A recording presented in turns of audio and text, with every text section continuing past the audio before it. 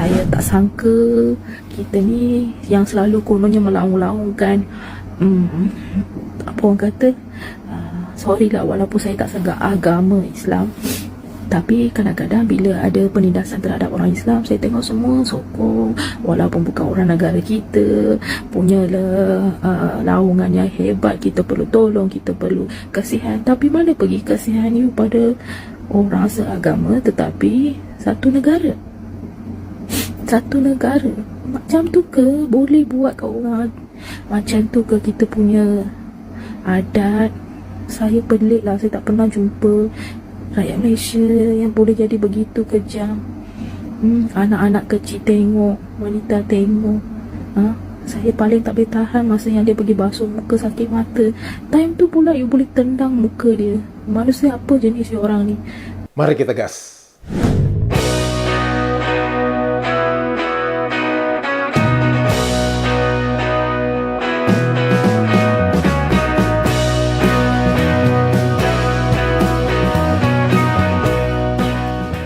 Halo, apa kabar semuanya teman-teman? Semoga kita semua dalam keadaan sehat walafiat. Amin ya robbal alamin. Selamat datang di kanal ini, kanal yang berbicara tentang perbandingan kosakata menurut Kamus Besar Bahasa Indonesia dan Kamus Bahasa Indonesia versi Malaysia. Kanal ini juga berbicara pernak-pernik dan informasi tentang negara Malaysia dan warganet Malaysia. Semoga informasi ini berguna, bermanfaat untuk warganet Indonesia. Untuk video kali ini agak sedikit berbeda, teman-teman. Saya tidak akan berbicara tentang perbandingan kosakata, tapi saya akan berbicara tentang pernak-pernik. Bahkan kalau saya ingin berbicara lebih serius, ini adalah tentang matinya sifat kemanusiaan dengan apa yang terjadi di Cukai, Kemaman, Provinsi atau Negeri Terengganu di Malaysia. Kejadian ini berlaku pada hari Jumat minggu kemarin, di mana seorang ODGJ, di mana seorang OKU atau orang kekurangan upaya. Saya berasumsi bahwa OKU itu adalah orang cacat, tapi untuk menyamakan persepsi, mari kita buka apa yang dimaksud dengan definisi OKU menurut Kamus Bahasa Indonesia versi Malaysia. Ternyata di dalam kamus ini tidak ada tertulis apa yang dimaksud dengan OKU. Ini menjadi sangat menarik ya, karena bagaimana OKU ini tidak ada di dalam kamus ini, sedangkan kamus ini sudah ada sejak tahun 2005, itu satu. Yang kedua, bagaimana bisa bahwa singkatan OKU itu tidak tertulis di dalam kamus ini, padahal singkatan Undang-Undang Dasar, yang semua itu dipinjam dari bahasa Indonesia, itu ada di dalam kamus ini. Tapi OKU yang seharusnya itu adalah singkatan yang sudah umum digunakan di Malaysia, tapi ternyata tidak ada. Ini sangat ironis ya menurut saya. Baik, untuk menyamakan persepsi bahwa saya sudah mendapatkan definisi OKU atau dalam bahasa Inggrisnya itu adalah Persons with Disabilities, yaitu dinyatakan sebagai orang yang telah mengalami cacat secara fisik, mental, intelektual, dan indera, di mana ketika mereka berinteraksi di dalam masyarakat itu menjadi sesuatu kekurangan kepada mereka. Jadi dalam bahasa Inggrisnya, those who have long-term physical, mental, intellectual, or sensory impairment which in interaction with various barriers may hinder the full and effective participation in society. Jadi kalau saya bisa mengatakan OKU ini adalah ODGJ, bisa dikatakan seperti itu karena bukan hanya secara cacat fisik, tapi juga cacat mental, intelektual, maupun indera. Jadi secara sederhana kita bisa mengatakan bisa jadi yang OKU ini adalah ODGJ, ya, orang dengan gangguan jiwa. Nah, apa yang terjadi teman-teman bahwa di Malaysia itu ada yang namanya pasar malam, ya. Pasar malam itu biasanya diadakan pada hari-hari tertentu, biasanya hari Sabtu atau hari-hari libur. Nah, di Terengganu ini itu hari liburnya hari Jumat dengan Sabtu. Jadi hari Minggu mereka seperti hari Senin. Jadi mereka bekerja seperti biasa. Jadi kejadian ini adalah pada hari Jumat pagi, di mana pada hari Jumat pagi itu ada pasar rakyat.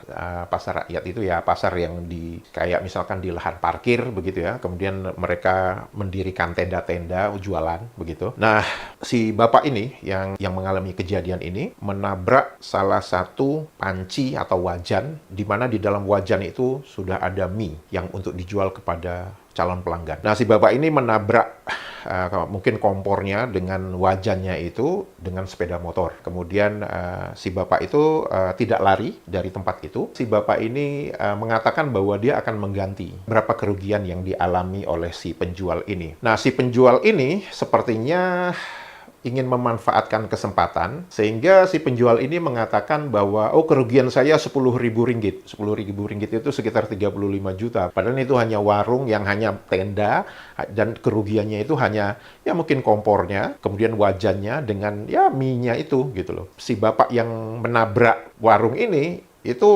tentu bertanya, kok bisa 10.000, kok bisa mahal banget? Nah, terjadilah argumentasi, kemudian berakhir dengan si bapak ini dipukuli beramai-ramai, dan bukan hanya sekedar dipukul pakai tangan, juga ditendang. Dan ditendang itu bukan badannya, tapi ditendang ke arah wajah si bapak ini. Dan bukan berhenti sampai di sana saja, si bapak ini juga diseret di atas jalan aspal oleh beberapa orang. Bapak yang dikeroyok ini meminta tolong untuk meminta air untuk mencuci mukanya, yang mungkin mukanya kotor diselimuti oleh lumpur atau tanah atau darah begitu ya. Nah, tapi sepertinya tidak ada orang yang memberi air untuk si bapak ini. Dan yang menyedihkan lagi itu adalah ternyata si bapak ini adalah seorang cacat mental. Hal yang ingin kita garis bawahi di sini adalah sebagai contoh nyata bahwa setiap manusia itu punya sifat kebinatangan. Bagaimana cara kita bisa mengontrol sifat kebinatangan itu supaya tidak muncul di permukaan? Kita harus selalu menggunakan akal pikiran kita. Dan akal pikiran kita itu selalu berkaitan dengan etika, dengan adab. Ketika akal pikiran tidak digunakan, maka adab atau etika tidak akan bisa didapatkan. Akal, adab, etika itulah yang membedakan kita dengan binatang. Kejadian ini seharusnya bisa menjadi peringatan untuk kita semua bahwa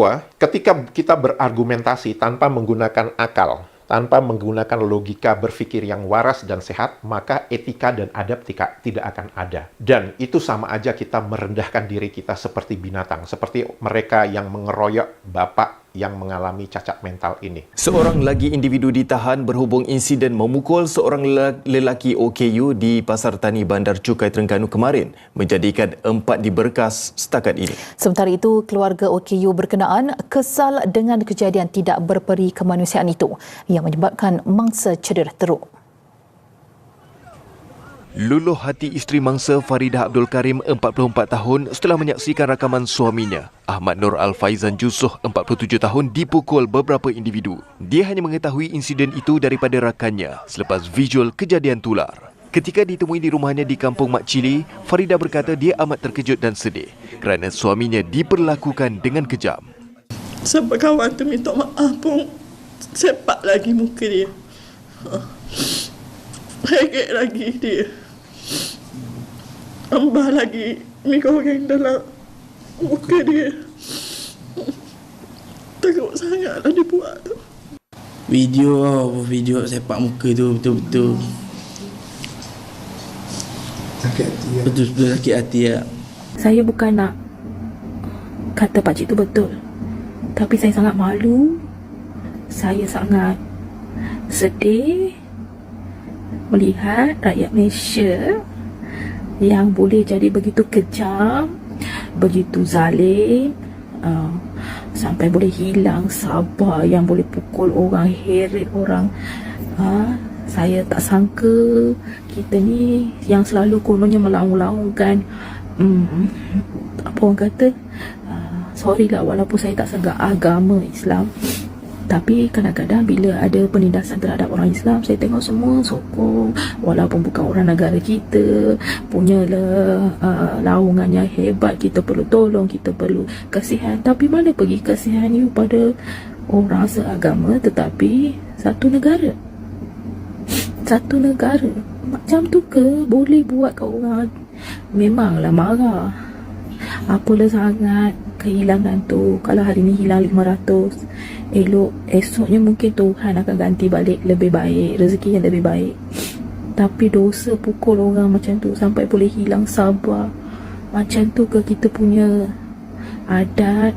Saya pelik lah, saya tak pernah jumpa rakyat Malaysia yang boleh jadi begitu kejam. Anak-anak kecil tengok, wanita tengok. Saya paling tak boleh tahan masa yang dia pergi basuh muka sakit mata. Time tu pula you boleh tendang muka dia. Manusia apa jenis orang ni? Saya cuma minta kerajaan jangan normalisasikan benda-benda macam ni. Tolonglah bagi hukuman. Tolong bagi hukuman supaya masa depan tak berlaku macam ni. Ya, anak-anak kecil yang tengok benda-benda macam ni, tolonglah jangan contohi. Jangan contohi. Saya baca komen semua, saya kata betul. Orang ramai yang kata kami satu Malaysia sokong pakcik. Macam mana kita nak tunjuk tanda sokong? Kita perlu hapuskan kejadian-kejadian macam ni. Tolonglah, jangan jadi ganas. Jangan jadi orang yang tak ada pertimbangan emosi. Tolonglah. Jangan harap tak ada lagi berlaku lagi benda macam ni di masa hadapan. Bapak ini sudah meminta maaf. Kemudian Bapak ini menyatakan sanggup untuk membayar ganti rugi, tapi si penjualnya ini malah memanfaatkan kesempatan. Dan bahkan saat Bapak ini diseret di atas aspal, Bapak ini sudah berkali-kali mengatakan saya minta maaf. Tapi sepertinya yang menyeret Bapak ini nafsu kebinatangannya, sifat kebinatangannya, bahkan mungkin binatang juga tidak melakukan seperti itu. Kalau saya mengatakan mungkin sifat setannya itu sudah merasuki di badannya, sehingga kosakata maaf itu tidak ada artinya. Yang penting dia bisa membalas dendam karena wajan dengan minyak yang tumpah itu.